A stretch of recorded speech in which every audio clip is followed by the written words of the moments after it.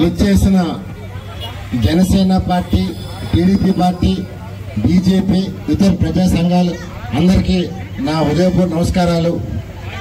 ఏదైతే తిరుపతి పుణ్యక్షేత్రంలో అపచారం చేస్తున్నారో దీనికి జనసేన పార్టీ అధినేత పవన్ కళ్యాణ్ గారు క్షమాపణ మహాదీక్ష చేస్తున్నారో విశాఖపట్నంలో జనసేన పార్టీ ఆధ్వర్యంలో వంశీకృష్ణ శ్రీనివాస్ యాదవ్ గారు ఇక్కడ ప్రభుత్వం జరిగింది.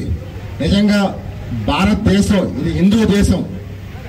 మన అన్ని మతాలని గౌరవిస్తాం తప్ప మన మతాన్ని కించపరిస్తే పవన్ కళ్యాణ్ గారు ప్రతి ఒక్క హిందూ ముందుకు రావాలి.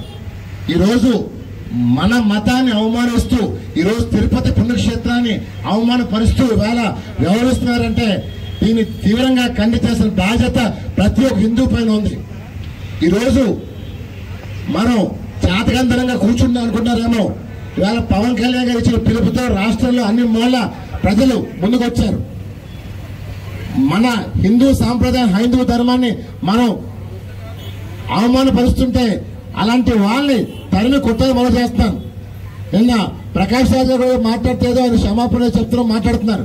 ఎవరైనా సరే ఒకటే పిలిపిస్తాను, భారతదేశం హిందూ దేశం తప్ప హిందూ దేశంలో మేము మీకు చోటు కల్పించాను తప్ప మా మతాన్ని అవమానించినా అగౌరవపరిచినా ఎవరి ముఖం మొదలు చేస్తాను. ఇవాళ ఏ దేశంలో కూడా లేదు, ఒక భారతదేశంలోనే అన్ని మతాలను గౌరవిస్తాం. ఇది హిందూ దేశమైనా సరే అలాంటి దేశంలోనే ఇలాగా అవమానపరుస్తుంటే ప్రజలు, హిందూ ప్రజలు ముఖ్యంగా ఊరుకోమని చేస్తున్నాను. ఈరోజు వంశీకృష్ణ గారి నాయకత్వంలో ఇక్కడ చేసిన ఈ దీక్ష కార్యక్రమానికి అందరూ విచ్చేసినందుకు పేరు పేరున నా నమస్కారం తెలియజేస్తాను. దయచేసి మన హిందూ సాంప్రదాయం మనం కాపాడుకోవాలి. భావతరాలు కాలు చెందిన పాపం చేస్తాను. అందువల్ల ఇది ముఖ్యంగా జగన్మోహన్ రెడ్డి పరిపాలనలో హిందూ మతాన్ని, తిరుపతి పుణ్యక్షేత్రాన్ని పూర్తిగా పరిశీలించారు. ఇప్పటికైనా సరే తిరుమల పవిత్రాన్ని కాపాడుకోవాలి. అలాగే మన భారతదేశంలో అన్ని దేవాలయాలను కాపాడు, ముఖ్యంగా ఆంధ్రప్రదేశ్ లో ఉన్న అన్ని దేవాలయాలని మనం గౌరవించుకోవాలి.